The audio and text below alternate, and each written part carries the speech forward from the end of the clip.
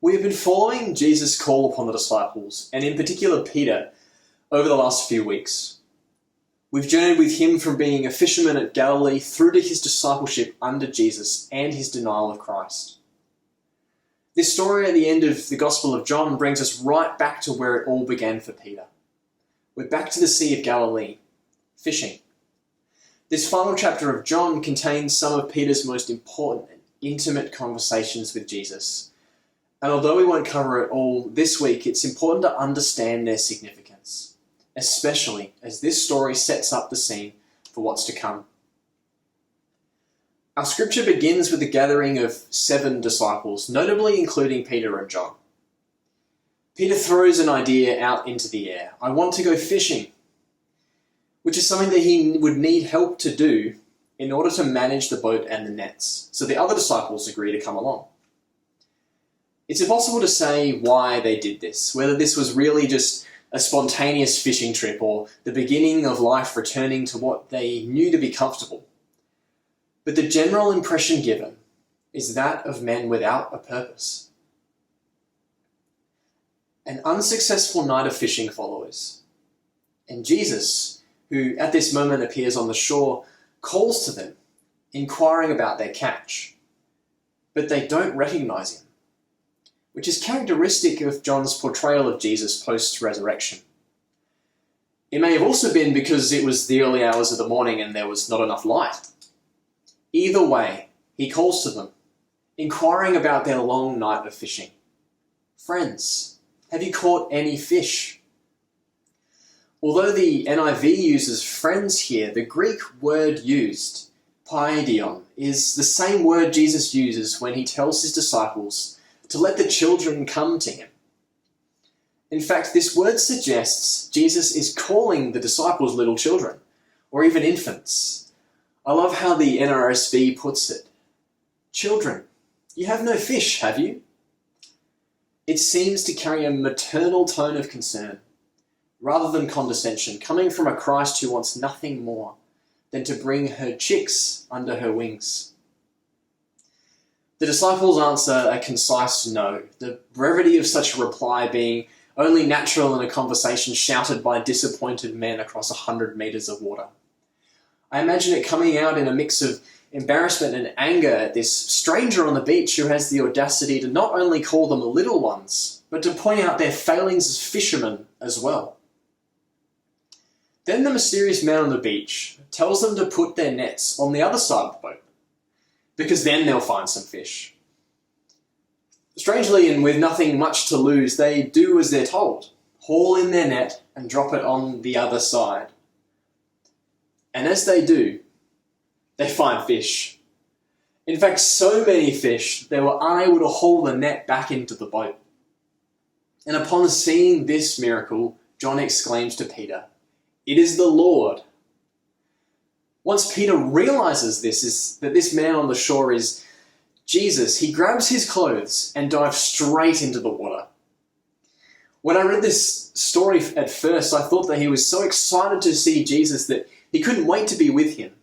So he immediately began swimming back to shore. And maybe he did. Yet this is the 3rd time that Peter has seen Jesus since his resurrection.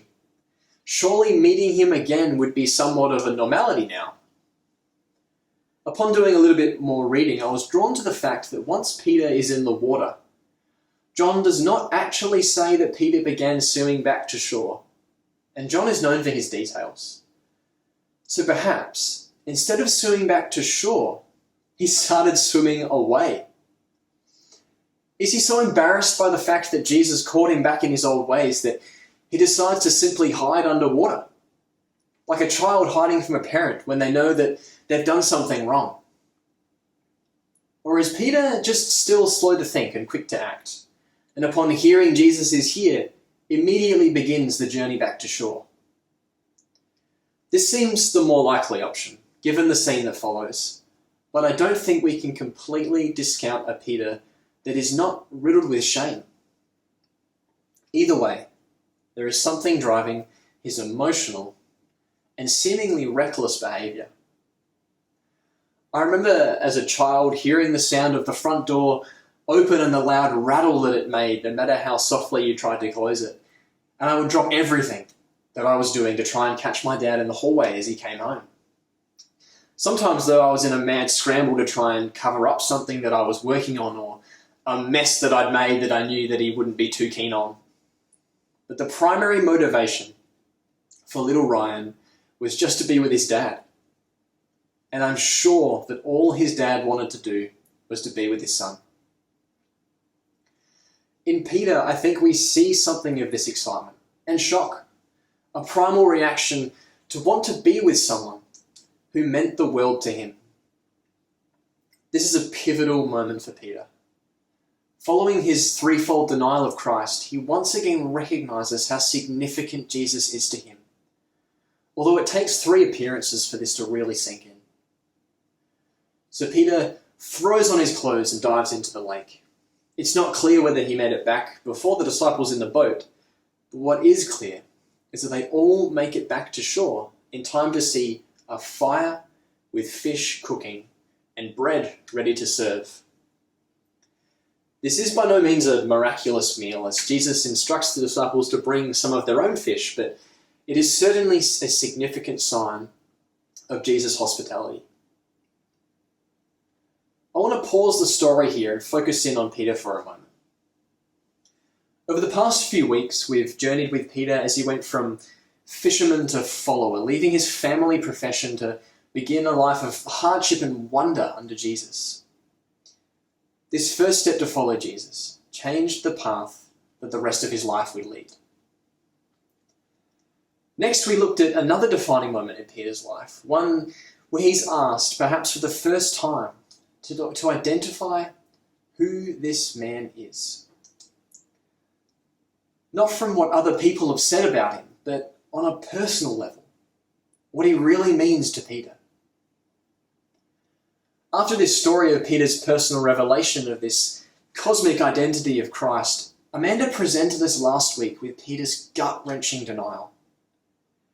It appears as though Jesus did not live up to the expectations that Peter had, and he was not willing to face the ridicule and abuse that came with following Jesus, who he no longer believed in. Amanda pointed out how this failure of Peter's is such a humbling and characteristically human response.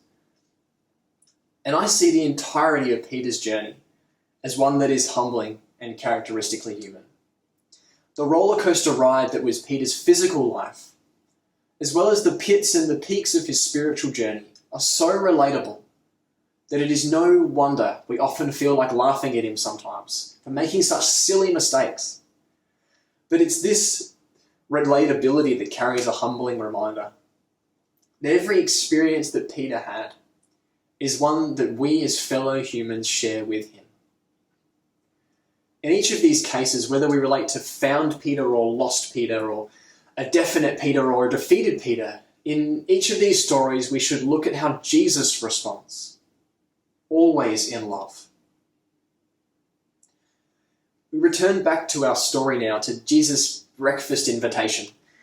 And it's no surprise that Peter is the first to respond to Jesus' direction to bring some of their own fish, once again eager to prove his commitment and devotion to Jesus. Then Jesus asks them to come and have breakfast, although there's no record of the response to this invitation.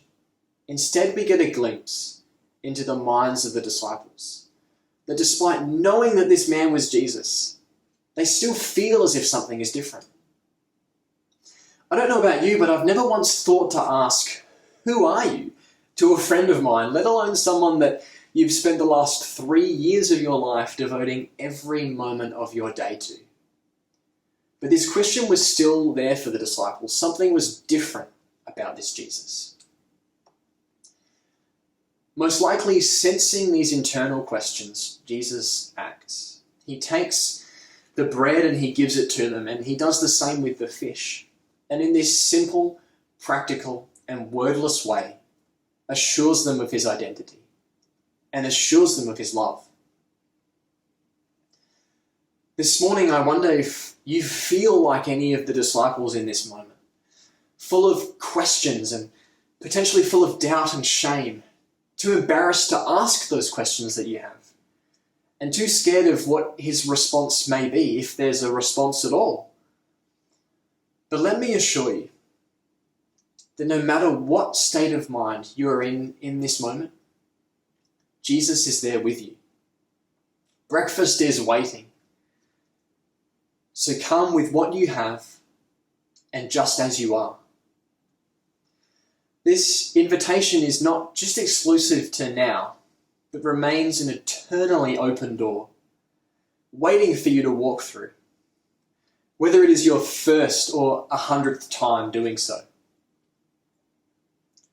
I invite you to do nothing more than meet Jesus, wherever you are at, and simply allow him to reconnect and display his eternal love.